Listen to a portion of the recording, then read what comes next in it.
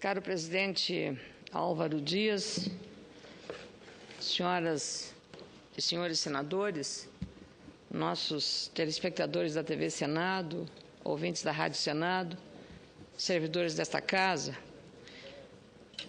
nos últimos dias nós temos concentrado a atenção sobre os problemas relacionados à economia brasileira, sobre o fraco desempenho do Produto Interno Bruto Nacional, que praticamente ficou na mesma situação nos últimos 3 meses, e refletindo mais do que a crise econômica internacional, ele está refletindo também algumas incertezas internas.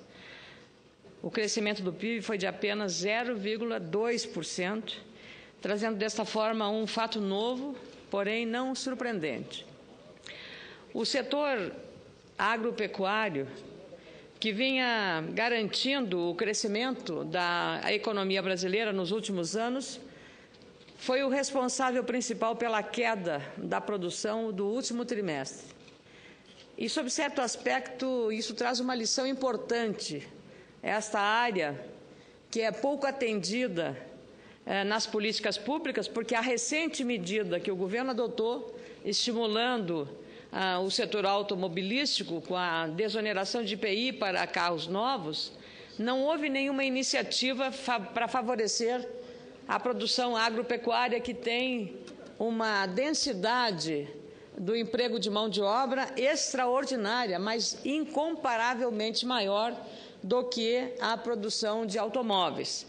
Além disso, é o setor de alimentos que tem a pauta maior na nossa lista de exportações, e também não se compreende por que esse descaso. A seca no Rio Grande do Sul, além disso, derrubou os negócios da agroindústria e determinou para a virada de rumo do baixo desempenho, liderados especialmente pela queda na produção de soja e de arroz.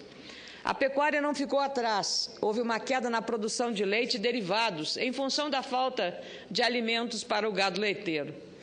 Trago a este plenário e a esta tribuna, senador Álvaro Dias, o senhor que é de um estado também produtor agrícola importante, o Paraná, um triste exemplo que ilustra a situação desesperadora que se encontram os produtores de carne suína, não só do Rio Grande do Sul, mas especialmente de Santa Catarina e também do Paraná.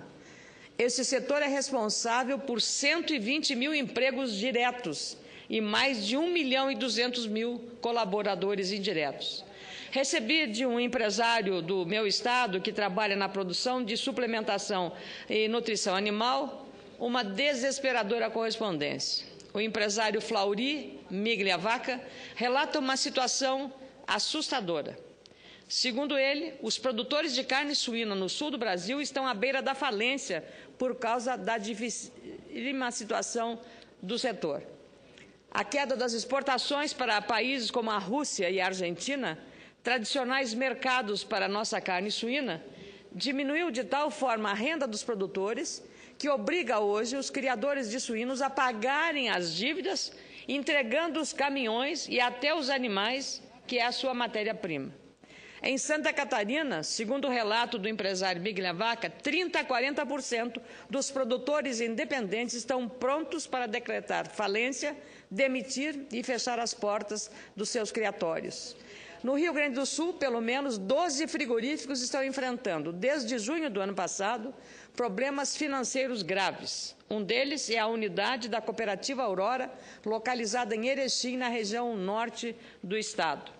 Um dos produtores, Daniel Michels, define a situação desta forma: é a falência da produção de suínos, não conseguimos mais manter nossas propriedades, não há mais recursos e muito menos crédito para manter a alimentação dos animais. Se deixarmos os suínos na propriedade, nosso custo é alto. Se destinarmos os animais para terceiros, fica ainda maior. O e-mail que recebi, senhoras e senhores, não poderia ser mais representativo.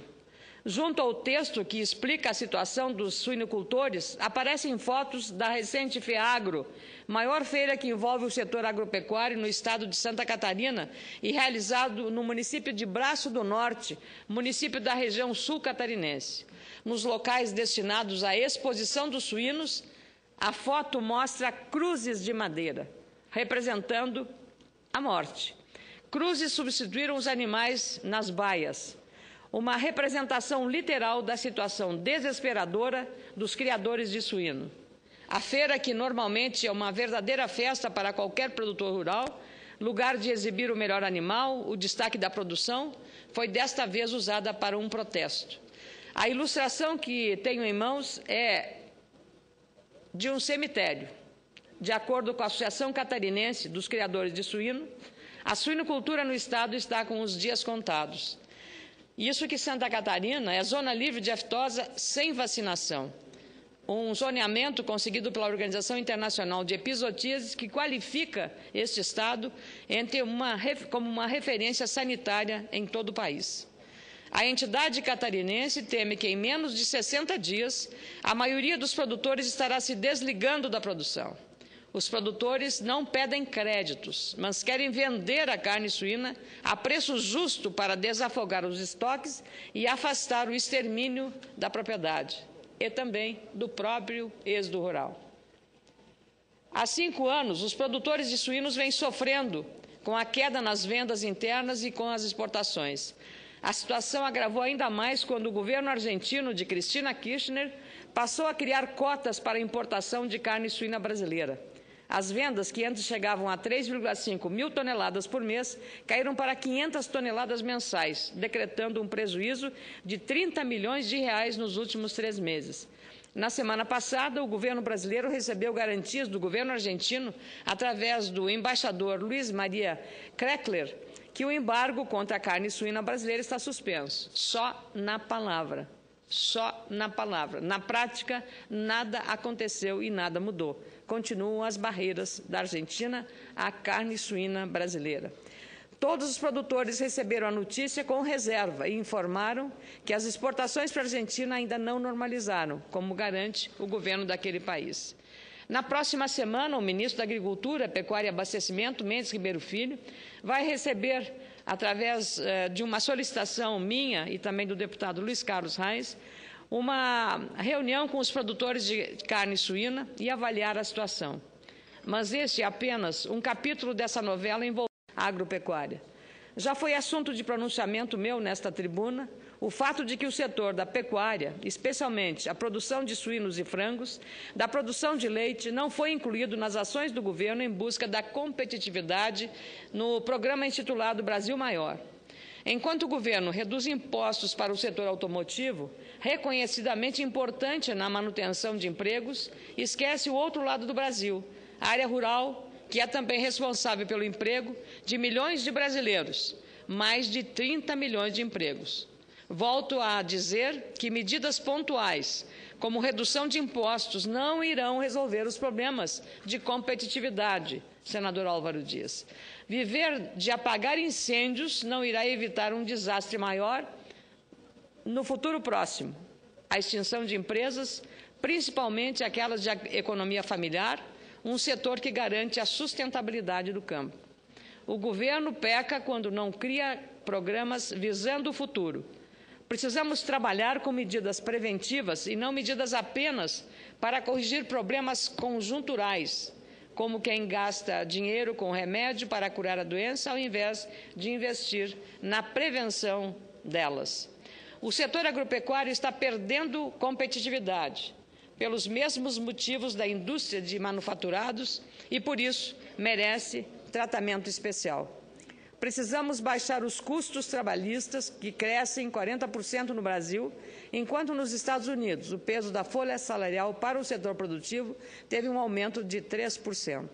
O Brasil precisa reduzir o custo de energia elétrica, componente que pesa mais de 10% nas contas finais das empresas, seja na cidade ou no campo. Além da conta alta de energia, os produtos brasileiros perdem competitividade com o custo determinado pela nossa infraestrutura carente. Nossas estradas, por onde é transportada grande parte da produção agrícola ou industrial, são cheias de buracos. Elevam os preços dos produtos brasileiros em até 25%, porque é preciso manter os caminhões ou bancar os atrasos de entrega gerados por uma estrada esburacada e sem condições. Sem falar dos custos dos portos brasileiros, que cobram 70% a mais que os portos da Europa para exportar as mesmas mercadorias. O exemplo dos produtores de suínos, que em menos de 2 meses podem ver várias propriedades fechadas, precisa servir de alerta para que o governo abra canais de diálogo e encontre solução duradoura para a redução do custo Brasil. A competitividade precisa de um plano maior para realmente construir um Brasil do tamanho do esforço dos nossos produtores. E é exatamente todo esse cenário de desesperança e de desespero que está marcando a realização dessa crise que o governo precisa tomar conhecimento. E o ministro Mendes Ribeiro Filho está atento a essa situação e confirmou para a próxima semana esta audiência solicitada por mim.